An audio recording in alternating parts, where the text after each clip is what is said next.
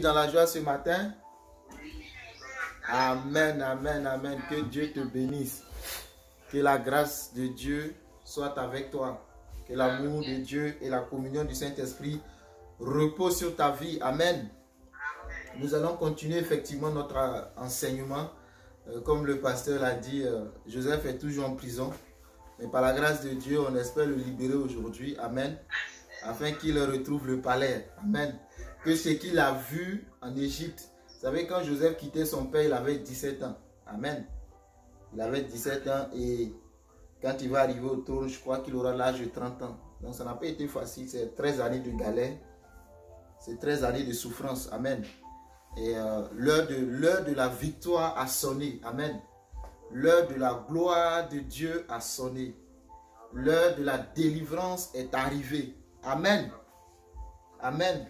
Et le thème principal, c'est oint pour la mission. Et l'onction est la capacité que Dieu nous donne afin d'accomplir son œuvre, afin d'accomplir sa mission, afin d'accomplir sa vision, afin d'accomplir ce qu'il nous donne comme tâche. C'est la capacité. Nous devenons comme des êtres surnaturels lorsque l'onction de Dieu est sur nos vies. Et nous sommes en train de traiter le thème, le sous-thème qui est les vents contraires de l'onction. Les vents contraires de la vision que Dieu t'a montré, les vents contraires du songe que tu as vu. Tu as vu les étoiles, tu as vu la lune et tu as vu le soleil. Mais souvent ça commence par un soir. Souvent ça commence pas par le matin. Amen. Nous avons vu que Joseph est un exemple dont la vie est remplie d'enseignements. J'essaie pour ma part de tirer quelques enseignements pour nous aider, pour nous encourager. Mais tu peux avoir aussi une autre lecture des événements. La parole de Dieu, elle est élastique, elle est profonde, elle est large. Amen. Amen. C'est ce que je reçois de Dieu, que je sais de t'enseigner. Ça ne veut pas forcément dire que ce que je dis, il n'y a pas d'autres révélations. Non, tu peux avoir d'autres révélations. C'est pourquoi n'hésite pas à partager si tu as d'autres révélations de la lecture des événements. Aussi, ce sont des enseignements. Amen. Tu peux lire un même passage et avoir plusieurs révélations là-dessus. Concernant une situation, tout dépend de ton attente, tout dépend de ce que tu recherches, tout dépend de la soif. Un jour, j'ai enseigné ici disant que c'est la soif de Dieu qui nous pousse à chercher Dieu. Si tu n'as pas soif, tu n'as pas besoin d'étancher ta soif. C'est la soif qui te pousse à aller chercher l'eau pour boire. Et l'eau qui est source de vie, cette eau, c'est Jésus qui donne. Il dit des eaux vives couleront. Couleront. Amen. Et je prie que des eaux vives coulent de ton sein dans le nom puissant de Jésus-Christ de Nazareth. Amen. Donc, on va essayer de libérer Joseph et par la grâce de Dieu, tirer des conclusions si le temps nous le permet. Amen. De tirer les bonnes conclusions et comme bientôt nous allons partir en vacances pour ceux qui ont pris des congés, pour se reposer, pour ressasser, pour méditer, pour revenir sur ces enseignements-là, sur ces bonnes conclusions que nous aurons à tirer et de les appliquer dans nos vies. Parce que le soir, laisse-moi te dire que le soir ne demeure pas éternellement. Le soir ne demeure pas éternellement. Il aura forcément un jour. Un jour, le soleil va se lever dans ta vie. La Bible dit, en Ésaïe dit, lève-toi, sois éclairé, car ta lumière arrive. Amen. Sois éclairé car ta lumière arrive. Il y a un soir, il y a aussi un matin. Donc très rapidement, on était dans la prison avec Joseph. Joseph a raconté l'histoire, a donné l'interprétation des deux rêves concernant le chanson et le panetier. Et les rêves de Joseph, les visions que les deux ont eues se sont accomplies. Mais je vais poursuivre à partir de là. Et Joseph a dit une chose très importante, que lui ne peut pas expliquer ce qu'ils ont vu, mais cette chose-là est possible à Dieu. Amen. Cette explication du songe est possible à Dieu et Joseph explique les deux songes et les deux songes vont se réaliser. Le panetier sort après 3 jours mais il est pendu. Par contre, les chansons sortent après 3 jours et il est reçu à ses fonctions. Il retrouve ses fonctions, il retrouve la table du roi Pharaon. Il commence à servir de nouveau à la table du roi. Il servait le vin. Amen. Il servait le vin, il servait tout ce qui est boisson pour que le roi se mette très à l'aise. Et c'était une personne, comme je le disais, de confiance.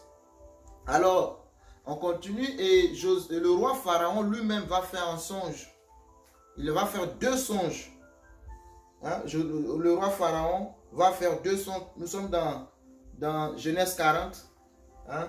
La rencontre royale. La rencontre du royal. J'ai intitulé cette petite portion-là, la rencontre royale. Il y a toujours une rencontre royale. Amen. Quand tu as une vision, quand tu as une destinée, quand tu es une personne une source de bénédiction. Voilà. Joseph est une source de bénédiction. Joseph n'est pas une bénédiction, mais il est une source de bénédiction. C'est pourquoi partout où Joseph passe, vous voyez que la grâce de Dieu l'accompagne. La Bible dit que tout ce que Joseph touchait dans la maison de Potiphar prospérait. En prison, Joseph était encore une source de bénédiction par l'interprétation des songes, la manière dont il gérait les prisonniers. Joseph était une bénédiction. Donc partout où il passait, la gloire de Dieu était dans sa vie. C'est vrai, les événements de sa vie n'étaient pas roses, n'étaient pas des événements de joie. Mais malgré tout, la Bible dit que l'Éternel était avec Joseph. L'Éternel fut avec Joseph. Donc, étant donné que Joseph n'a pas affaire à Potiphar ni à la prison, qui sont les voies, les chemins que Dieu a choisis pour faire passer Joseph, Joseph a affaire à la royauté. Je le dis parce que son songe le dit. Son songe dit qu'il a vu une des étoiles, il a vu la lune et il a vu le soleil. Il a vu sa gerbe monter et les autres gerbes venir. Vous voyez, donc les 2 songes que Joseph a vus montrent la prééminence, montrent l'élévation. Et le temps de Dieu a sonné. Donc je vais te lire un bout de Genèse 40, à partir du verset 1. Au bout de 2 ans, Pharaon eut un songe, parce que l'échanson est sorti, et Joseph lui a dit, souviens-toi de moi, parle de moi en bien à Pharaon, pour que je sois libéré. Mais l'échanson l'a oublié. Dieu l'a fait exprès. Dieu a voulu que l'échanson l'oublie, parce que Dieu attendait un temps encore plus favorable. Parce que si Joseph sort en ce moment-là, hein, le roi n'a pas encore eu son songe. Le roi n'a pas encore eu son songe. Amen. Il faut que le roi ait le songe d'abord. Le problème n'est pas encore arrivé. C'est pourquoi toi, tu es encore quelque part coincé. Dieu a dit, si je me rappelle bien, à Abraham que, que je donnerai, hein, ta postérité sera à Canaan. Je leur donnerai cette terre. Mais avant, il dit quoi? Que le péché de ce peuple n'est pas encore à son comble. Oh yes, quand moi je lis ça, je dis Seigneur, Dieu il est quand même bizarre. Hein? C'est pour les sauver ou c'est pour les faire perdre? Mais écoute, il dit qu'il a créé le méchant pour le jour du malheur. C'est ce que la Bible nous dit. Donc Dieu attendait que le péché de ce peuple soit à son comble. Moi je t'ai dit la fois dernière qu'une malédiction sans raison est nulle. Donc Dieu attend que quelque chose de très méchant, de très mauvais se passe, que le péché monte jusqu'à un certain niveau, afin qu'il y ait une raison valable de les expulser, de les combattre. Jésus. Dieu attend que le pharaon lui-même ait un songe, parce que c'est un songe qui envoie Joseph en prison. Ce qui t'envoie en prison, c'est ce qui va te libérer. Ce qui t'a condamné, ce que tu as vu qui t'a condamné, c'est ce qui va... Dieu ne va pas utiliser un autre chemin. Dieu ne va pas encore créer... Non, il va utiliser l'existence, ce qu'il a montré, ce qu'il t'a dit. Sa parole qu'il t'a dit, c'est celle-là qui va s'accomplir. Donc, il a fait à Pharaon. Donc, il dit, bon, Joseph, j'ai exaucé les 2 songes du panetier et de l'échanson. Maintenant, on a fait à Pharaon. Donc, au bout de 2 ans, Pharaon lui-même a un songe. Pharaon lui-même est tourmenté. Il a fait 2 rêves. Il dit, je me tenais près du fleuve. Il a vu 7 vaches belles et grasses. Il a vu aussi 7 vaches laides. Et ensuite, je ne vais pas tout te lire. Hein, je te laisse le soin de le lire. Je fais juste, je vais prendre juste quelques phrases pour aller plus vite. Amen. Hein? Donc, il a vu ça. Et il a fait un second songe. Aujourd'hui, au verset 5. Hein? Aujourd'hui est la vitesse divine avec moi. Amen. Donc, il a fait quoi? Il a fait un deuxième songe. Le deuxième songe, c'est que il dit, j'ai vu 7 épis maigres. Hein? J'ai vu aussi 7 beaux monter. Et Joseph, le matin, la Bible dit, Pharaon eut l'esprit agité. Dieu va le tourmenter, Dieu va l'agiter. Amen. Parce que Dieu le veut à la table du roi. Dieu va créer une situation. N'oublions pas que cette parole, Dieu l'a donnée à Abraham en Genèse. Ta postérité sera en captivité dans une terre étrangère. Donc c'est pour accomplir cette petite parole que le pauvre Joseph va vivre tout ça. Il dit, la Bible dit que Pharaon a l'esprit agité. Maintenant, il raconte, il fit appeler tous les magiciens, les sages de l'Égypte. Tous ceux qui ont la possibilité, la capacité d'interpréter le songe de Pharaon. Les magiciens, les sages. Et il leur raconta ces songes, mais personne ne put les expliquer à Pharaon. Alléluia! Personne ne put les expliquer à Pharaon. Des sages, des magiciens. Des gens qui lisent les étoiles, des gens qui connaissent l'avenir, des gens qui savent beaucoup de choses.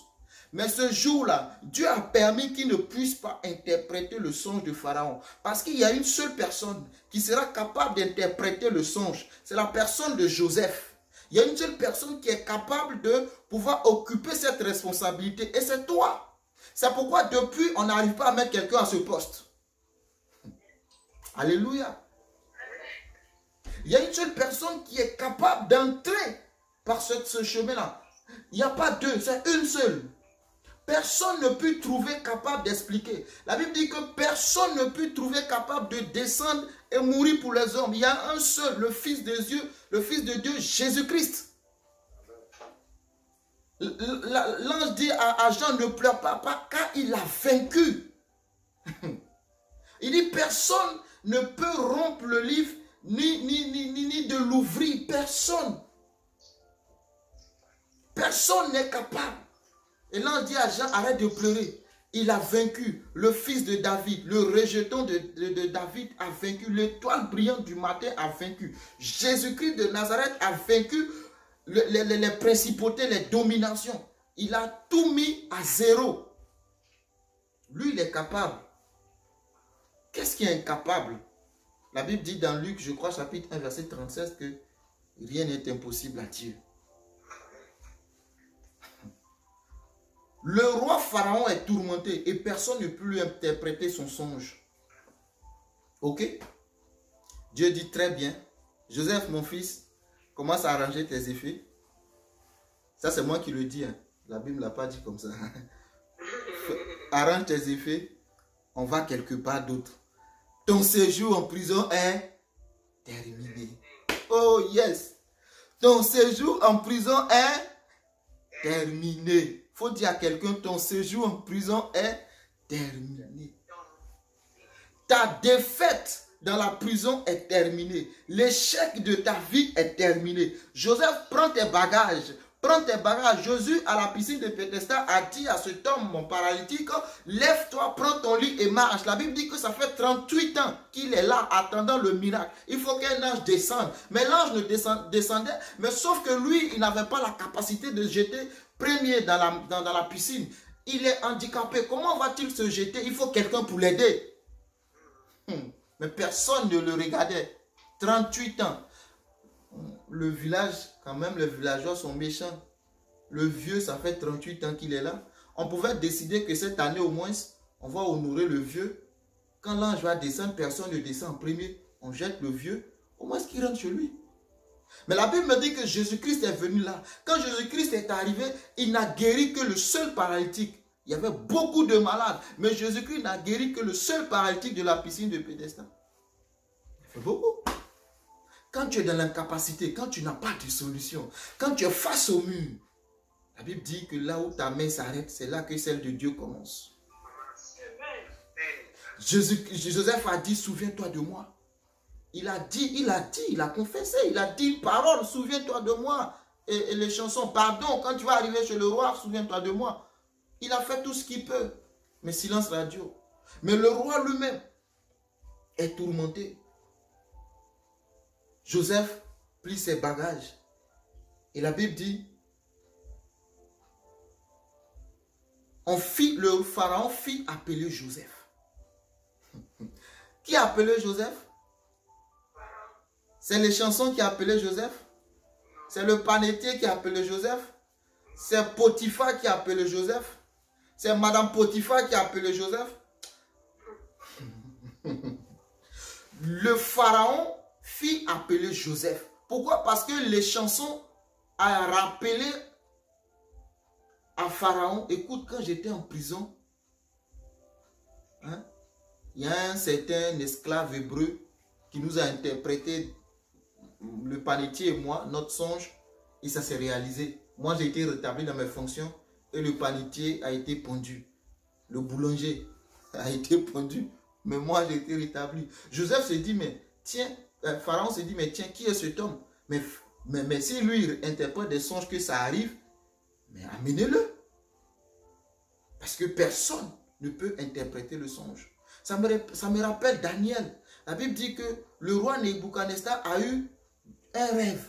Et personne ne pouvait expliquer le rêve du roi Nebuchadnezzar. Personne ne pouvait expliquer le rêve du roi Nebuchadnezzar. Et ce qui est méchant, moi je dis méchant, le roi Nebuchadnezzar refuse de donner le songe et d'avoir l'explication. Aïe! Au moins, Omer, il faut me dire le songe. Moi, je vais l'interpréter. Tu refuses de me dire le songe. Mais tu me demandes de le dire et de l'interpréter. La Bible dit que personne. Mais c'est méchant. Et il veut les tuer. L'histoire se trouve dans Daniel 1. Il veut les tuer. Les magiciens, les sages, les satrapes, tous les hommes qui sont capables, tous les hommes mystiques de l'époque. Il veut les tuer. Et ils disent que ce qui est intéressant, les magiciens ont dit une parole. Il dit, il n'y a personne sur la terre qui soit capable d'expliquer, de te dire toi ton songe. Si ce n'est les dieux. Mais sauf que ces dieux habitent dans le ciel. Ils ne habitent pas avec les hommes. Eux, leur Dieu habite dans le ciel. Eux, leur Dieu n'habite pas avec eux. Mais nous, notre Dieu habite avec nous par son Esprit Saint. Notre Dieu est avec nous. Il dit, je serai avec vous jusqu'à la fin du monde. Et il nous a donné son Esprit Saint pour nous témoigner de sa puissance, de sa présence. Il est omniprésent. Notre Dieu, la Bible dit, notre Père, il est dans les cieux. Oui, mais il habite en nous par son Esprit Saint. Eux, ils ont dit qu'il n'y a personne qui soit capable d'expliquer. Ce sont leurs dieux, mais leurs dieux habitent dans les cieux. Ils sont au deuxième ciel. Ce sont les principautés. Ce sont les dominations. Ils ne vivent pas avec eux. Mais nous, notre Dieu vit avec nous. Et l'histoire tombe dans les oreilles de Daniel. Et Daniel va aller poser les questions à son Dieu. Écoute, c'est un arrêt de mort. Il y a une décision de mort qui est arrêtée pour eux tous. Comment tu te comportes-tu quand tout est bloqué? La Bible dit que Daniel s'est tourné vers Dieu. Je t'invite à te tourner vers Dieu. Il a commencé à adorer son Dieu. Tu es encore possible. Tu es encore le maître des temps et des circonstances.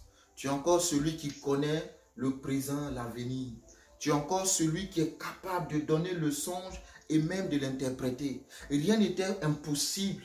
Si Pharaon a eu ce songe, si le roi Nebuchadnezzar a eu ce songe, que personne parmi ses siens ne peuvent l'interpréter, toi le Dieu très haut, tu peux le connaître et l'interpréter. Et la Bible dit que Dieu va répondre à Daniel. Il va lui donner et le songe et son explication. Le Dieu que nous adorons est un Dieu qui est capable de tout. Rien ne lui est impossible. Aucune situation de ta vie ne restera sans solution. Si réellement tu es avec ce Dieu-là. Il y avait la mort qui planait. Et Daniel va venir expliquer, donner le songe et expliquer le songe. Et par l'action de Daniel, les sages, les magiciens, les mystiques, et tous vont être sauvés. Tu es une personne de destinée. C'est pourquoi je t'appelle source de bénédiction. Par ton action et par ta vie, tu sauves des nations. Par ton action et par ta vie, tu sauves plusieurs. Tu es une source de bénédiction. Amen. On fit appeler Joseph. On fit appeler Joseph. Joseph arrive et le roi explique son songe. Et Joseph va dire la même chose. Ce qu'il a dit au panetier, à les chansons, que ce n'est que Dieu qui peut interpréter vos songes. Il va le dire. Vous savez, Joseph ne s'attribuait pas la gloire. Joseph mettait toujours Dieu en avant.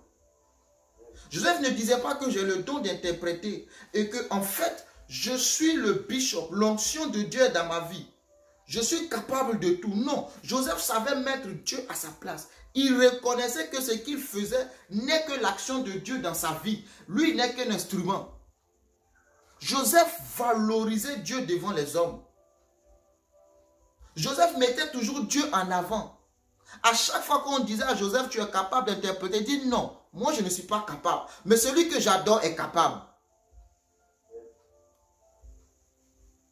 C'est à lui la première place. Ce n'est pas à moi les honneurs, non. Moi, je ne suis que bénéficiaire de ces actions dans ma vie. Recherche le royaume des cieux et la justice de Dieu et tout le reste te sera donné par-dessus tout. Le reste, c'est ce que moi je bénéficie. Je mets Dieu à sa place. Je le mets à la première place. Je ne m'attribue pas la gloire de dire que oui, les hommes sont guéris. C'est moi qui les guéris. Non, c'est Dieu qui les guérit au travers de ma vie.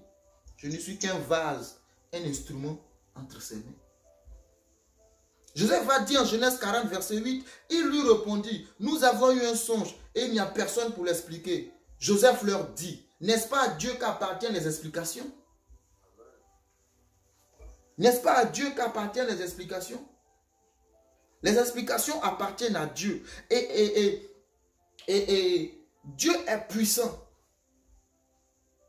Il est capable. Abraham va dire en Genèse 17. En Genèse 17, verset 19. En Genèse 17, plutôt verset 1. Lorsqu'Abraham fut âgé de 90 ans, l'Éternel apparut à Abraham et lui dit, je suis le Dieu tout-puissant, marche devant ma face et sois intègre. Il a dit quoi? Je suis le Dieu tout-puissant. Je suis le Dieu tout-puissant. Je te donne ces versets-là pour te dire qu'en fait, le Dieu que nous servons est capable de débloquer toute situation de ta vie.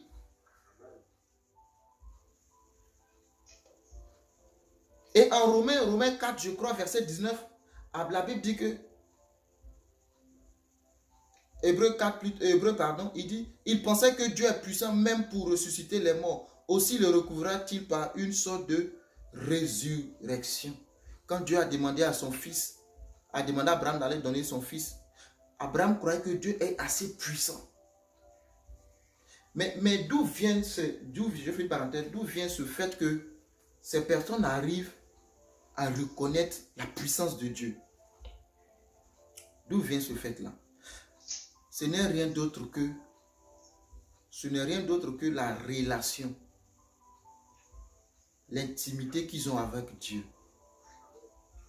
Dieu a dit à Abraham, je suis le Dieu tout-puissant. Et Abraham a commencé à comprendre, à connaître ce Dieu tout-puissant. C'est pourquoi, plus tard, Abraham, quand il va donner son fils, il se dit en lui-même, le Dieu tout-puissant qui m'a donné ce fils est capable de le ressusciter des morts. Alors que laissez-moi vous dire qu'on n'avait jamais entendu parler de résurrection. Abraham n'a jamais vu de résurrection. On n'a jamais vu un homme mourir et ressusciter. On a vu un homme être enlevé, Enoch. On n'a pas vu un homme mourir et être ressuscité. Ça veut dire que dans son intimité avec le Seigneur, dans sa relation avec Dieu, Dieu lui montrait des choses. Dieu lui disait des choses. Dieu lui parlait de résurrection. Parce qu'Abraham ne peut pas prononcer une résurrection s'il ne l'a pas entendu quelque part. Et la foi vient de ce qu'on entend. Et ce qu'on entend vient de la parole de Christ. Ce qu'on entend vient de Christ.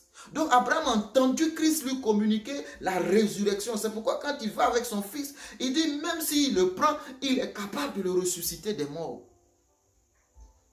Entretiens ton intimité avec le Seigneur. Ce qu'il te dit, entretiens cela. C'est ce qui te fera grandir. Ta croissance ne viendra pas de l'extérieur. Ta croissance viendra de l'intérieur. Aucune plante ne pousse par l'extérieur. C'est de l'intérieur que la plante pousse et elle est visible de l'extérieur. La plante se trouve dans la graine. Et quand la graine meurt, elle pousse, elle donne la fleur. Et tu la vois toute belle. Et tu veux qu'on t'offre des roses. Amen. Chéris ton intimité. Parce que c'est au-dedans de toi que ça va sortir. Pas au dehors. Dieu ne va pas puiser au dehors, mais au-dedans de toi. Au-dedans de toi, il y a le songe, il y a le rêve, il y a la vision. C'est ce que Dieu va puiser pour faire sortir, pour te faire émerger. Avant que Dieu te présente au jour, avant que Dieu te présente aux yeux du monde, il faut qu'il tu aies le temps. Il faut qu'il tu aies le temps et qu'il ait pris le temps lui-même de te former dans le lieu secret. Il a pris le temps de former Joseph. C'est pourquoi il est capable maintenant d'exposer Joseph. Joseph est mature. Joseph n'est plus un adolescent. Joseph n'est plus un enfant. Il n'est plus un gamin. Dans son adolescence, pendant qu'il était enfant, Dieu prenait le temps de le former. La Bible dit dans Matthieu, je crois chapitre 10, que Dieu a caché ces choses-là aux sages et aux intelligents. Mais il les a révélées aux enfants. La révélation, le rhéma de Dieu, c'est à ses enfants qu'il le donne. Donc pendant ce temps de traversée du désert, Dieu a pris le temps de former Joseph et de lui montrer des choses. Joseph est mature, il peut se présenter devant le roi et avoir un discours, tenir un langage correct. Et pendant qu'il avait encore 17 ans, Dieu ne l'a pas pris de l'Égypte, de la maison de son père et le déposer chez Pharaon. Joseph allait dire quoi à Pharaon? Je viens d'arriver de chez mon père. Dieu m'a envoyé être le premier ministre. Ah bon? Qui es-tu? Je m'appelle Joseph. Non, Dieu n'a pas fait comme ça. Il pouvait le faire. Mais Dieu ne l'a pas fait comme ça. Parce qu'il veut que tu aies une histoire. Il veut que tu aies un témoignage. Si Joseph atterrissait comme ça chez Pharaon, quel témoignage il allait avoir? Non, aucun. Parce que c'est un enfant gâté de son père qui atterrit à 17 ans dans la cour royale. Il ne connaît pas ce qu'on appelle la souffrance. Il ne connaît pas ce qu'on appelle la galère. Il ne connaît pas ce qu'on appelle la misère. Donc comment aura-t-il un témoignage? Tout ce que Dieu te donne, c'est pour te donner un témoignage. Par tous les voies que tu passes, c'est pourquoi tu as un témoignage. Et ce témoignage-là va attirer beaucoup vers lui. Ah bon, s'il a fait pour Pasteur Edmond, s'il a fait pour Tata Emefa, s'il a fait pour Frère Charles, s'il a fait pour Edmond, s'il a fait pour Tata lui, s'il a fait... C'est qu'il peut aussi le faire pour moi. Quand tu viens que tu racontes tes témoignages, ça fortifie, n'est-ce pas? Ça encourage. Joseph va dire, les gars, écoutez, ça n'a toujours pas été rose. Quand j'ai quitté la maison de mon père, c'était beau. Je suis arrivé en Égypte. Les gars, écoutez, on m'a d'abord mis dans un puits. Venez vous asseoir, je vais vous raconter mon histoire. Ça a pris 13 années de souffrance. Ça ne c'est pas 13 jours. Ça a pris 13 années. C'est pareil avec David, que nous allons voir, si Dieu nous fait grâce, très prochainement. Ça n'a pas pris 13 jours, c'est 13 années de souffrance. On peut écrire des romans avec. Dans le puits, vendu comme esclave, chez Madame Potiphar et Monsieur Potiphar, accusé de viol. Les gars, j'ai toute une histoire à vous raconter. J'ai été en prison, j'ai interprété des songes, on m'a oublié. Pendant 2 ans, j'ai encore souffert dans la prison. Mais un jour, le soleil s'est levé sur ma vie. Dieu s'est souvenu de moi. C'est ça que Dieu veut te donner comme témoignage. Un jour, le soleil s'est levé sur ma vie. Amen. Et Joseph dit, explique le rêve de Pharaon. L'intimité est très importante, mon frère. L'intimité est très importante, ma soeur. Ne néglige pas ton intimité. Parce que c'est dans ton intimité que Dieu va te montrer les choses. Et Dieu ne peut pas t'exposer au monde si tu n'as pas eu cette formation, ce corps à corps avec lui. Il faut que Dieu te démontre qu'il est puissant d'abord, entre vous deux. Si tu allais à la mairie, que tu as dit oui à ta femme ou à ton époux, c'est parce que tu as su remarquer en lui, n'est-ce pas, qu'il est réellement celui qu'il te faut. Dans le secret, dans le couloir, quand vous étiez dans votre période de drague, quand c'était vous deux qui voyaient que la chose. Amen. Tu as pris le temps de savoir qui il est. Tu sais, plus ou moins. Il a pris le temps de te montrer qu'il t'aime. C'est pour ça que tu n'as pas refusé à la mairie quand le maire vous a posé la question. Pour le meilleur ou pour le pire, tu as dit oui. Dieu a montré à Pierre qu'il est un Dieu puissant, capable de lui donner une usine de poissons. Dieu a montré à Pierre, dans Luc chapitre 5, verset 4, il a dit à Pierre, avance en pleine eau et jette ton filet. Pierre a dit, nous avons travaillé toute la nuit sans rien prendre. Oh Jésus, nous avons travaillé toute la nuit sans rien prendre. Mais il a dit à Pierre quelque chose de très important. Avance en pleine eau. Ne reste pas en surface. Avance en pleine eau. Vous savez, en pleine eau, il y a le danger. Il y a le danger de naufrage. En pleine eau, il faut aller au milieu des eaux. Il faut aller là où le courant est plus fort. Les vagues sont très élevées. Ça peut t'emporter, mais avance en pleine eau. Tu sais, si tu restes au bord, qu'est-ce que tu vas pêcher? Les coquillages. Et les quoi? Les crabes. C'est eux qui viennent au bord de la mer. Tu as déjà vu des poissons sortir au bord de la mer? Non.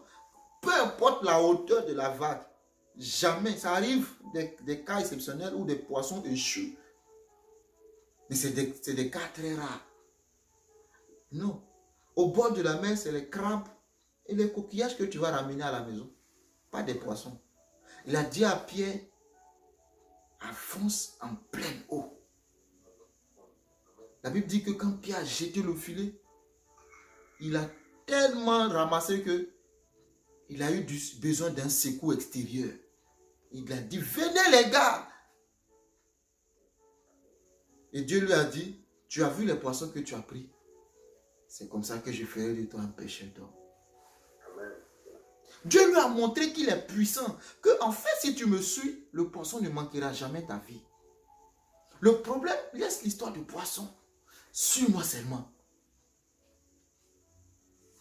L'intimité, la formation dans le lieu secret. C'était entre eux, Jésus et ses disciples. Mais plus tard, ils vont être exposés au monde.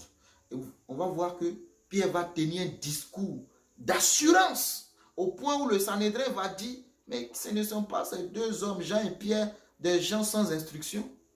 Des gens sans instruction. Quand Joseph explique le rêve de Pharaon, dites-moi, qui a formé Joseph? Parce qu'il n'explique pas que le rêve de Pharaon. Il donne aussi la stratégie économique pour sortir de la crise. J'ai envie de vous poser la question. Où est-ce que Joseph a appris l'économie? À quelle université est-il allé pour avoir le PhD en économie? Dites-le moi. Dites-moi, quelles sont les formations que Joseph a reçues? Qui est venu lui faire le cours de l'économie dans la prison? Ou dans le puits, ou dans la maison de Potiphar?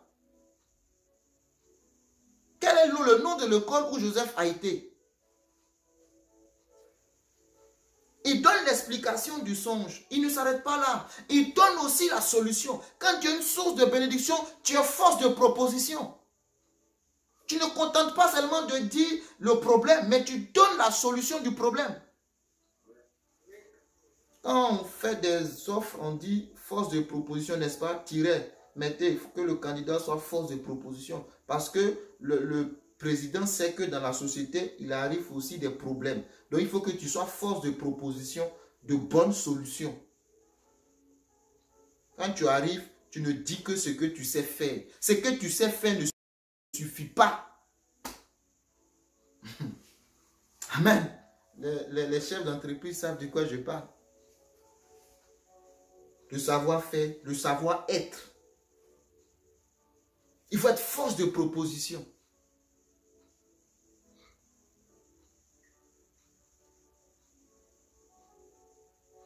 Il a dit à Joseph, il a dit à Pharaon, que si tu as vu 2 fois le rêve, c'est que la chose va arriver. C'est la même chose qu'il a dit à l'eunuque et les chansons. Si tu as vu 2 fois, c'est pour ça fais très attention. Joseph a un signe de reconnaissance qu'il a avec Dieu. Quand il sait que c'est la main de Dieu, la chose se répète 2 fois. Et si pour lui-même, Joseph, dans la maison de son père, la chose est répétée 2 fois, ça va se réaliser. Un songeur, quelqu'un qui ne sait faire que des rêves, mais qui propose des solutions économiques à Pharaon.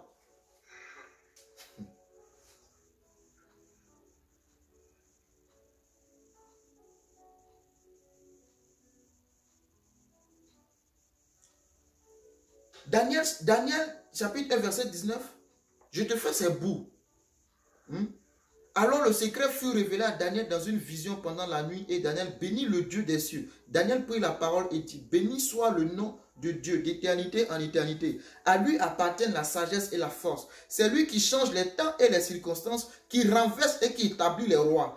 Et donne la sagesse aux sages et la science à ceux qui ont de l'intelligence. Qui donne la sagesse? Qui donne l'intelligence? Qui donne les stratégies? C'est Dieu. Qui a formé Joseph? C'est Dieu. Qui lui a montré? C'est Dieu. L'Éternel fut avec Joseph. Là, il continue au verset 22. Il révèle ce qui est profond et caché. Et il connaît ce qui est dans les ténèbres. Et il connaît ce qui est dans la lumière. Et la lumière plutôt demeure avec lui. Dieu de mes pères, je te glorifie, je te loue de ce que tu m'as donné la sagesse, la force. Et de ce que tu m'as fait connaître ce que nous t'avons demandé. De ce que tu nous as révélé le secret du roi. Les secrets sont révélés. Mais c'est Dieu qui révèle les secrets.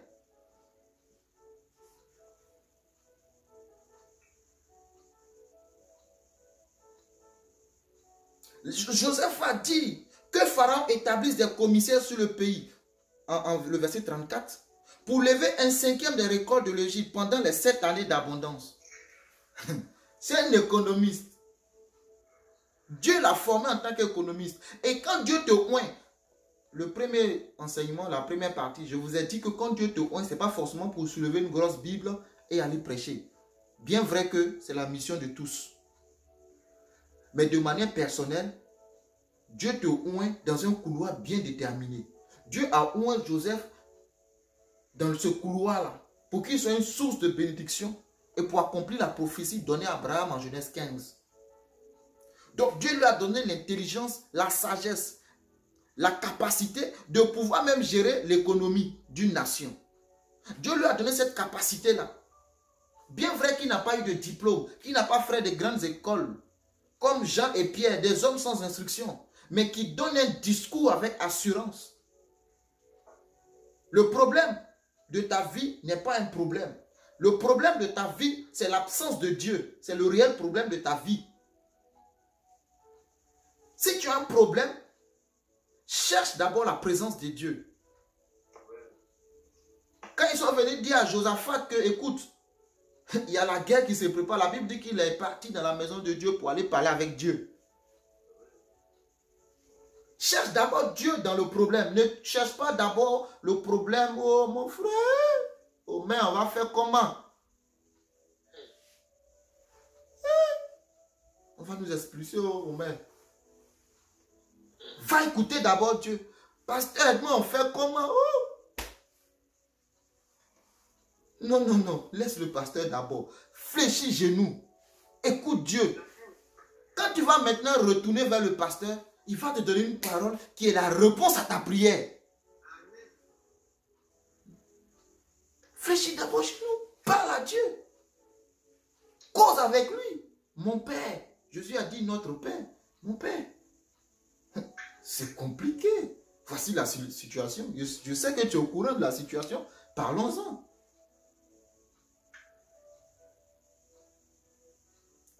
Tourne-toi d'abord vers Dieu. Parle avec ton Père. Donne-lui la priorité.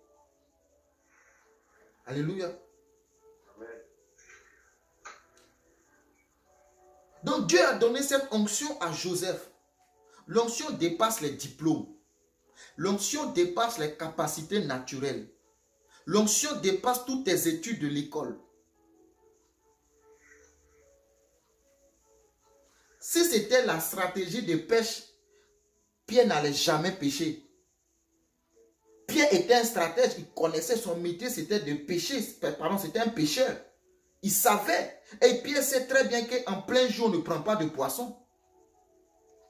Les pêcheurs, c'est la nuit qu'ils prennent assez. Pierre connaît les stratégies de pêche. Mais Pierre a dit une chose. Sur ta parole, sur ta parole, je jetterai le filet. C'est bien le diplôme de pêche. Je ne dis pas qu'il ne faut pas faire les diplômes, attention. Mais je suis en train de dire que l'onction de Dieu dans ta vie est plus élevée que le diplôme que tu as. Aucun diplôme ne t'introduira dans la cour du roi. Aucun. Aucun diplôme ne t'amènera à l'Élysée. Hein? Non, on dira qu'il faut connaître quelqu'un qui connaît quelqu'un. Vous connaissez ça, non? C'est pas moi qui le dis. Hein. Faut connaître la secrétaire qui connaît le directeur de cabinet, qui connaît le ministre, qui connaît le président. Mais moi, j'ai envie de te dire autrement la chose. Il faut connaître Dieu qui connaît la secrétaire, qui connaît le directeur de cabinet, qui connaît le ministre et qui connaît le président. Donc, Dieu est capable de sauter la secrétaire et te connecter directement au président. Parce que lui, il connaît le président.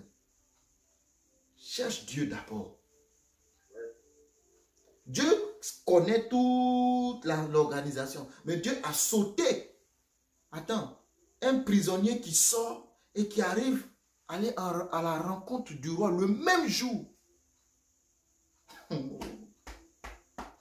Non, il n'a pas pris de rendez-vous. Il n'y a pas eu audience. Non, il n'y a pas eu planning. Non, non, non.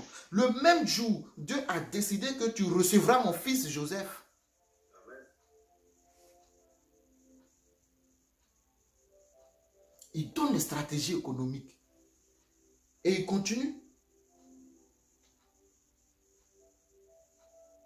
Dieu donne la puissance. Dieu donne les stratégies. En Exode 31, la Bible, Exode 30 et 31, Dieu a donné à Moïse, n'est-ce pas? Vous connaissez l'histoire. Comment construire le tabernacle. Je suis sûr que quand Moïse a... Parce que Dieu a donné tellement de précisions que quand Moïse a reçu, il a dit, hey Seigneur, on fait comment? Il n'y a personne qui peut faire ce que tu dis là. Il y a tellement de précisions. Mais Dieu a dit une parole en Exode 31, verset 1. L'Éternel parla à Moïse et dit, sache que j'ai choisi Bethsaël, fils d'Uri, fils de Hu, de la tribu de Juda. Je l'ai rempli de l'Esprit de Dieu. Ici, l'Esprit de Dieu, c'est avec un grand E. C'est le Saint-Esprit. De sagesse. L'Esprit de Dieu est un esprit de sagesse, d'intelligence et de savoir toutes sortes d'ouvrages. Je l'ai rendu capable de faire des intentions, de travailler l'or, l'argent et les reins, de graver les pierres à enchâsser, de travailler le bois et d'exécuter toutes sortes d'ouvrages. Moïse s'inquiétait, mais qui va faire ce boulot-là? Si Dieu t'a donné la vision, dans la vision se trouve la provision. Provision. Ce qui est pour la vision. C'est ce que ça veut dire provision. Provision, qui est pour la vision.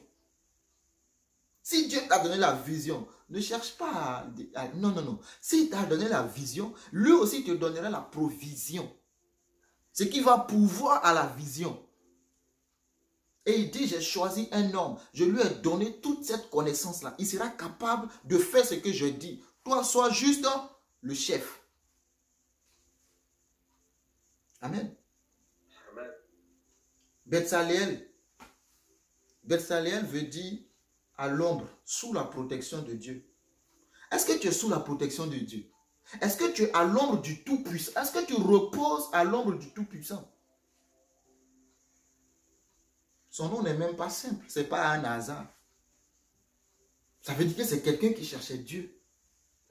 Qui était tout le temps avec Dieu, dans la présence de Dieu. Et Dieu l'a choisi pour accomplir ce que lui, il a décidé de faire. Le tabernacle avec Moïse. Il l'a rempli d'onction. Il a rempli de sagesse. Il lui a donné toute la connaissance. Et je reviens dans mon Genèse 41. Ces paroles plurent à Joseph et à tous ses serviteurs. Pardon, à Pharaon. Ces paroles. Quand Joseph a fini d'interpréter le songe du roi, la Bible dit ces paroles plurent à Pharaon. Pharaon dit, ouais, Dieu t'a parlé, mon fils. Et Pharaon dit à ses serviteurs, la question que j'adore. Trouverions-nous un homme comme celui-ci, ayant en lui l'esprit de Dieu? Et mes frères et sœurs, trouverions-nous un homme comme celui-ci, ayant l'esprit de Dieu en lui? La question est posée. Il a dit quoi? Ayant l'esprit de Dieu en lui. Le pharaon dit ayant l'esprit de Dieu en lui. Est-ce qu'il a dit ayant les diplômes? Ayant les connaissances? Parce qu'il s'est rendu compte que l'interprétation que vient de donner ce gars est extraordinaire. Nous voulons maintenant un homme qui soit capable, qui ait la dimension de Joseph. Mais il n'y en a pas. Tu es le seul que Dieu a oint dans ce couloir-là, dans ce domaine-là. C'est toi. C'est à toi seul que Dieu a donné cette onction. Maintenant, toi, tu ne veux pas. Tu veux que ce soit l'autre qui le fasse. Mais l'onction, c'est sur ta vie, toi. Oui, c'est de toi que je parle. Trouverions-nous un homme? Ça me rappelle quand il y a eu quelques soucis, des problèmes au temps des apôtres pour une histoire de nourriture, je ne sais pas moi. Hein? Vous vous rappelez? Pierre et les apôtres ont dit, nous ne pouvons pas laisser le service de Dieu pour vous nous occuper de la table de la nourriture. Mais ce qui est intéressant, ils ont dit, vous-même cherchez quelqu'un qui soit rempli du Saint-Esprit. J'ai dit, mais pour servir une nourriture, on a besoin d'onction. Tata Luz, il faut me dire, pour servir une nourriture, on a besoin d'onction. Tata Luz. Il faut qu'il soit rempli de l'esprit. Pourquoi rempli de l'esprit? Parce que la justice sera avec toi. Sinon, quand Tata MF va arriver là, tu vas lui donner 2 gros gigots d'agneau. Et quand moi, je vais arriver, tu vas me donner la petite part. Dieu ne veut pas de ça. Dieu veut une justice équitable. Et quand tu es rempli de l'esprit, tu ne peux pas faire de favoritisme. J'ai envie de dire en fait. Tu traites les gens de la même chose. Le pauvre et le riche sont à la même table. Tu vas dresser la table, tu vas dire, tu es le PDG de Bouygues, c'est pas grave, assieds-toi. Lui, c'est ton éboueur, mangez ensemble. Oui, oui, oui. Parce que devant Dieu, nous sommes tous pareils. L'âme d'un enfant et l'âme d'un vieux, c'est la même chose devant Dieu. L'âme d'un riche et celui d'un pauvre, c'est la même, et celle d'un pauvre, c'est la même chose devant Dieu. N'est-ce pas?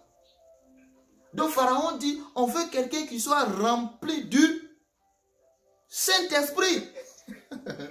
Oh, Pharaon. Pharaon, c'est un magicien, hein? C'est un sorcier. C'est les gars qui lisent les choses bizarres. Mais ce jour-là, tu sais, il faut que le témoignage de Dieu dans ta vie emmène les magiciens à confesser ton Dieu. Paul a envoyé un magicien à confesser. Philippe a envoyé aussi un magicien à confesser son Dieu. Oint pour la mission. C'est le terme, oint pour la mission. Il faudra que tous ceux qui sont autour de toi arrivent, que tu aies de l'esprit. Il dit, on veut quelqu'un qui soit rempli de l'esprit. Es-tu rempli de l'esprit? Si c'est le cas, tu es apte, tu es qualifié pour toute action que Dieu met dans ta vie. Oui. Es-tu rempli du Saint-Esprit? Si c'est oui, tu n'as plus d'excuses. Si pasteur Edmond te dit, c'est toi qui vas faire l'intercession ou l'exhortation. Eh, pasteur, moi-même là, qu'est-ce que je vais dire?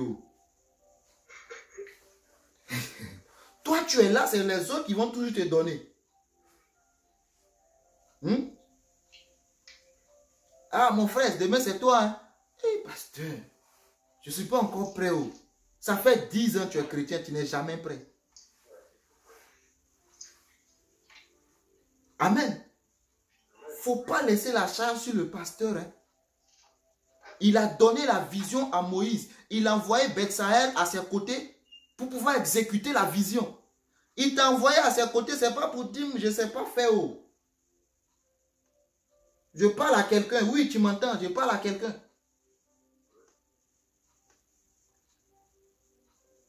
Si le pasteur n'est pas là, il n'y a pas église. Il n'y a pas culte en fait. Si le pasteur n'est pas là. Mais pourtant, toi, tu es là et Dieu t'a envoyé à ses côtés. Fais attention. Amen. Quand Dieu donne la vision, écoutez, quand Dieu donne la vision à un homme de Dieu, il envoie aussi la provision. La provision, il va mettre des personnes à ses côtés pour l'aider dans la vision. Oui, oui. Donc quand tu es là, il faudrait que ta vie soit utile. Utile en fait. Tu es nourri pour nourrir. On dit si tu manges beaucoup que tu ne vas pas aux toilettes, qu'est-ce qui va se passer? Donc toi tu reçois, tu reçois. Le ventre un jour va dire, va quand même libérer avant de prendre nouveau, non? Donc tous ces enseignements que tu reçois, il faut que tu sois capable. Paul a dit à Timothée, enseigne-leur à des gens capables, qui soient aussi à leur tour capables de les enseigner à d'autres personnes. Donc il faut arrêter de dire, pasteur, est-ce que moi-même je peux? L'Esprit de Dieu est dans ta vie? Oui, c'est suffisant. Ouvre la bouche. À l'heure même, je vous donnerai la parole. Ce que vous devez dire, ouvre seulement la bouche. Je le dis, je prenais personnellement cette excuse.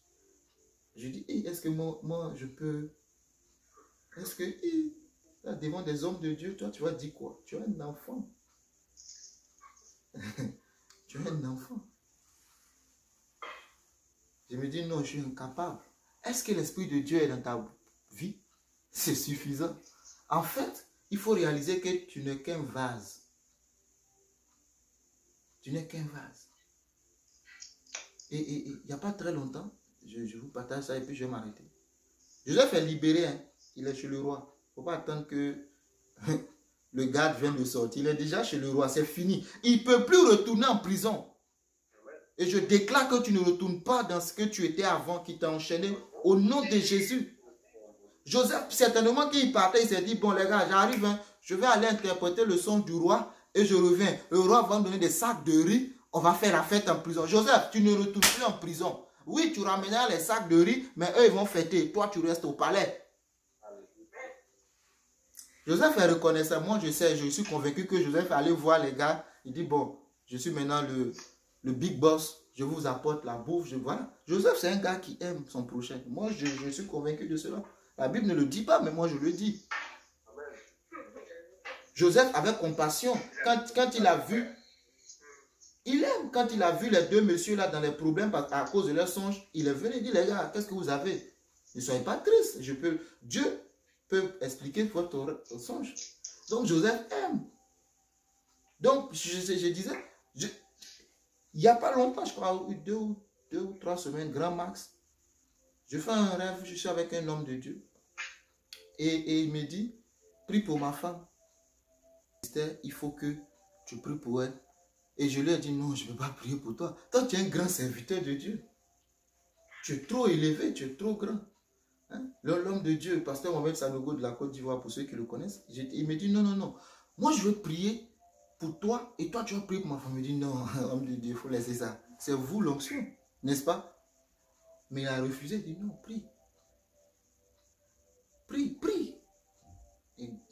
J'ai prié avec lui, à genoux. Et il s'est mis à genoux. Vous savez, pour vous dire que si Dieu t'a donné son esprit, il ne faut pas dire que tu es incapable d'eux. Parce que quand tu dis que tu es incapable d'eux, tu ne comptes pas sur l'Esprit de Dieu. Tu comptes sur toi-même, en fait. Parce que l'Esprit de Dieu est capable de tout. Et il m'a fait comprendre dans le rêve, non, tu peux, en fait. Il faut oser. Pourquoi tu penses que c'est seulement les autres qui peuvent le faire? Tu peux aussi le faire parce que le même esprit habite en toi. Maintenant, l'onction diffère d'une personne à une autre. La grâce diffère d'une personne à une autre. C'est tout. Alléluia. Donc, et Pharaon dit à Joseph, puisque Dieu t'a fait connaître toutes ces choses, il n'y a personne qui soit aussi intelligent et aussi sage que toi. Je déclare qu'il n'y a personne qui soit aussi intelligent et aussi sage que toi parce que tu as l'Esprit de Dieu. Tu n'as même pas besoin de le déclarer. Tu l'es en fait. Tu as l'Esprit de Dieu. Donc tu es intelligent. La Bible dit en Ésaïe 11 que c'est un esprit de sagesse. C'est un esprit de force. C'est un esprit de révélation. C'est un esprit de consolation. C'est un esprit d'intelligence. En fait, c'est un tout. C'est un gros cadeau. Pharaon dit à Joseph, vois, je te donne. Non, avant de lire le 40, il dit, je t'établis sur ma maison. Je t'établis sur ma maison. Je n'ai pas, en fait, moi quand je regarde dans mon royaume, au niveau de mes ministres, de mes conseillers, je ne trouve personne qui ait l'Esprit de Dieu, qui sera mieux exécuté ce que tu viens de nous expliquer. Si ce n'est toi. Pharaon veut dire, je t'établis sur ma maison. Tu es mon serviteur, tu es ma servante, je t'établis dans ce ministère, je t'établis dans ce couloir. Pharaon dit, je t'établis. En fait, c'est Dieu qui est en train d'établir Joseph. Hein? Oh, yes. Vous pensez que c'est Pharaon qui est en train d'établir Joseph? Non, c'est Dieu qui est en train d'établir Joseph. Imaginez ce jour-là, Monsieur Potiphar et sa femme. Oh, le petit là. C'est pas le petit qu'on a jeté en prison. Là. Imaginez ce jour-là. Il va nous rendre le même coup. Ils se disent, on a jeté le gars en prison. Aujourd'hui, il est en train d'être nommé premier ministre. Ouh. Le gars déménageant ou changeant de pays. Joseph aime, Joseph aime. Joseph n'est pas ce que tu penses. Joseph, c'est un type comme Christ. C'est un type à la dimension de Christ. Il est comme Christ en fait. Il aime son prochain. Joseph ne veut pas venir rendre le mal pour le mal. Non. Pharaon dit à Joseph, je te donne le commandement de tout le pays de l'Égypte. Pharaon ôta son agneau de la main et le mit à la main de Joseph. Il le revêtit d'habits de fin lin. Qui était revêtu d'habits de fin lin? Le fin lin, il coûte cher. Il coûte très cher. Et Jésus-Christ était revêtu d'un vêtement de fin lin.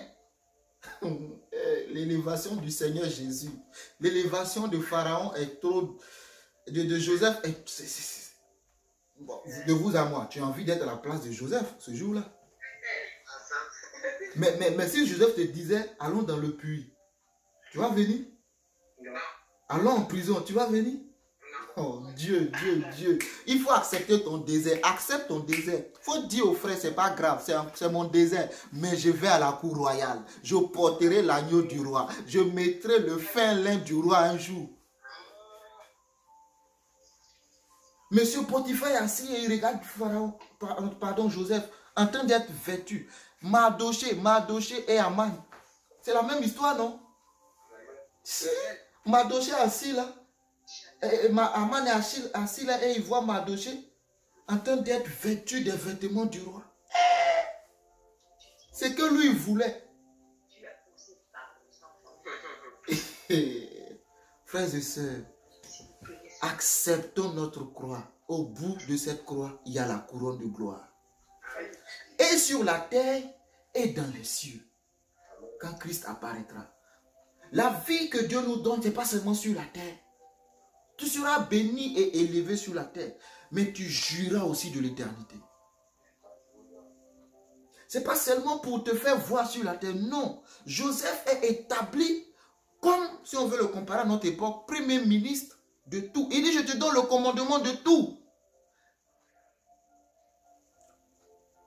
Joseph, il le revêtit d'habits de fin lin et lui mit un collier d'or au cou. Un collier d'or. Il n'a jamais porté or. Peut-être quand il était chez papa. Je ne sais pas. Mais en tout cas, depuis qu'il a quitté la maison de papa, il ne connaît pas collier d'or. Il le fit monter sur le char qui suivait le sien. Jésus-Christ apparaîtra avec les saints. Il est assis sur son char. Et nous avec lui. Et il continue. C'est pas fini. Hein? Et l'on criait devant lui. À genoux. À genoux. J'ai envie de me mettre à genoux. L'on criait devant lui. Comme j'enregistre là, c'est pour ça que je vais me mettre à genoux. Et ils disent quoi? C'est ainsi que Pharaon lui donne le commandement. C'est-à-dire que quand Joseph passait, on ne s'arrête plus. Hein? On se prosterne. Quand Christ rentrait, hein, c'était où là? La fête des rameaux. Hein? Quand, on criait Hosanna, alléluia, vive le... Alléluia. Chacun a son couloir. Chacun a sa destinée. Et il dit encore à Joseph, je suis Pharaon, et sans toi, personne ne lèvera la main ni le pied dans tout le pays de l'Égypte. Un esclave prisonnier qui devient le premier ministre de la première puissance mondiale à l'époque. Il était un esclave. La Bible dit, nous étions des esclaves. Mais vous savez, aujourd'hui, nous ne sommes plus des esclaves. En tout cas, pour ma part, il dit que nous sommes des rois. Nous exerçons un sacerdoce royal. Si la Bible dit que Christ est le roi des rois, le roi des rois, qui sont les des rois là? C'est toi et moi. Pourtant, nous étions des esclaves. Dieu nous a amenés à la royauté. Maintenant, nous devons jouir de cette royauté. Parce que quand Joseph prend la fonction, il jouit automatiquement des avantages de la fonction. Tout ce qu'on donne à un premier ministre, il les a. Ça vient avec la fonction. Mais toi, tu veux les avantages, mais tu ne veux pas la fonction. Ça ne marche pas comme ça. On ne peut pas te nommer PDG ou DG, je ne sais pas moi, d'une boîte, le chef. Toi, tu ne veux pas faire le boulot. Mais à la fin du mois, tu veux les avantages du boulot. Eh les gars, est-ce que ça peut marcher? Non, ça ne peut pas marcher. Il faut accepter le stress, les décisions, parce que c'est toi qui dois prendre les grandes décisions. Mais l'Esprit de Dieu habite en toi. Tu es la lumière pour éclairer ta société. Tu es la lumière pour conduire ceux qui sont autour de toi. Tu es la lumière. La Bible dit que vous êtes la lumière du monde. Joseph n'a-t-il pas vu son rêve se réaliser? Il est devenu l'étoile. Jésus-Christ est l'étoile brillante. Il est devenu le soleil qui éclaire l'Égypte. Il est devenu la lune. Tu vas me dire, le soleil c'est son papa, la lune c'est sa maman. C'est ce que tu vas me dire, non? Joseph est devenu la lune, il est devenu le soleil, il est devenu l'étoile. Parce qu'il sauve une nation d'une crise économique. Jésus-Christ est venu sauver le monde entier. Joseph est allé sauver toute une nation païenne. Jésus-Christ est venu sauver les païens. Jésus-Christ est venu sauver ceux qui n'ont pas de Dieu, qui vont le considérer comme leur Dieu. Tous ceux qui vont l'accepter comme son Dieu, ils seront sauvés. Tous ceux qui vont accepter la stratégie économique de Joseph seront épargnés de la crise. Oui. L'Égypte, ce n'est pas un pays chrétien, enfin, pas une nation chrétienne. Bon, chrétien, de toute façon, n'existait pas. Mais Dieu a sauvé. Il a donné une stratégie qui sauve. Il faut que Dieu te donne des stratégies qui sauvent. Comment faire? Les stratégies économiques. Les stratégies judiciaires, peu importe le domaine, le couloir de ton appel, il faut que Dieu te donne les stratégies. Le Saint-Esprit habite en toi. Et tu as la puissance de Dieu. Joseph commandait tout le pays. Il était devenu celui, c'est-à-dire, C'est lui qui rend compte à Pharaon. Il n'y a plus d'intermédiaire. Il n'y a plus d'intermédiaire. Si Joseph dit demain, on fait ça, on le fera. La prééminence, et je vous ai lu Genèse 49, cette prééminence a guidé la vie de Joseph jusque dans la cour royale. Il a eu la place qu'il devait occuper. Oui. Et le soir de sa vie est fini. Et je veux prier que le soir de ta vie prenne fin. Quand je parle du soir, je parle des moments très compliqués, des moments de désert, des moments de traversée, des moments où la solitude, des moments où tu es dans des problèmes, où tu as l'impression que le soleil ne va pas se lever dans ta vie, que tu ne vois que le noir. Oui, le soir de ta vie, et je déclare que ça arrête au nom de Jésus. En fait que la lumière luise dans ta vie, que la lumière apparaisse. Que la lumière t'éclaire, que la lumière t'environne, la lumière de Dieu te conduise. Il dit, ta parole est une lampe à mes pieds, une lumière sur mon sentier. Et Jean chapitre 1, verset 12 dit que la parole c'est faite chair. Cette parole c'est Jésus, n'est-ce pas? Maintenant, si ta parole est une lampe à mes pieds, donc Jésus-Christ est une lampe à tes pieds. C'est Jésus-Christ qui t'éclaire en fait. C'est pourquoi tu dois être à ses pieds. Pour recevoir la lumière, pour éclairer. Tu dois briller. Tu es une étoile. Il y a la crise économique. Il y a eu la crise sanitaire. Mais vous savez, la crise sanitaire engendre la crise économique. Il ne faut pas être sans ignorance. Non. Mais Dieu te donne les stratégies. Dieu te donne l'approche. Toi qui diriges ton entreprise. Dieu te donne comment faire. Oui. Tu ne couleras pas. Ta boîte ne coulera pas au nom de Jésus. Non, tu ne seras pas licencié au nom de Jésus. Parce que le Saint-Esprit est avec toi. Et il te donne les stratégies. Pendant que ton responsable est en train d'organiser sur la liste les personnes à licencier, il a mis ton nom. Mais quand il met ton nom, il regarde, il dit, ce nom-là, je ne peux pas le mettre. Il faut que j'enlève. Pourquoi? Parce que ce nom est force de proposition dans l'entreprise. Ce nom est... Quand je regarde ce nom, depuis que ce nom est rentré dans mon entreprise, je vois que les choses bougent autrement. Il y a des patrons qui pleurent quand des employés viennent leur annoncer la démission. Par contre, il y en a d'autres. Tu ne veux même pas venir le voir, il t'a déjà envoyé lettre de renvoi. De quel camp te trouves-tu? Il y a des patrons qui pleurent parce que la dame est venue dire qu'elle s'en va. Parce que quand tu regardes là, qui, comme Pharaon l'a dit, rempli de l'Esprit de Dieu, peut encore diriger ma boîte comme celle-ci? C'est cette personne-là que tu dois être en fait. Tu dois occuper la valeur que Dieu t'a donnée. Le couloir que Dieu t'a donné, c'est dans ça que tu dois marcher. Ne copie pas, n'imite pas, ne jalouse pas, n'envie pas. Non. Non, non, non. Reste dans ton couloir. Reste dans ton couloir. Reste dans ton couloir. Tu auras le vêtement de fin lin. Tu auras l'agneau du roi. Tu auras la chaîne en or. Tu auras la couronne de gloire. L'apôtre Paul dit, j'ai combattu le bon combat. J'ai achevé ma course. La couronne de gloire me sera donnée. J'ai l'assurance de mon salut. J'ai combattu le combat de la foi. Quel combat mènes-tu? Le combat le désir de la chair? Non, finis avec ça et avance. Si tu es encore là, finis avec ça et avance. La convoitise des yeux, finis avec ça. L'orgueil de la vie, finis avec ça. Le seul combat que tu dois combattre, c'est celui de la foi. Joseph a gardé la foi jusqu'à être élevé. Jésus a dit, lorsque je reviendrai, est-ce que je trouverai un seul avec la foi? Il n'a pas dit un seul avec des 4x4, hein, ni avec des immeubles. Hein. Non.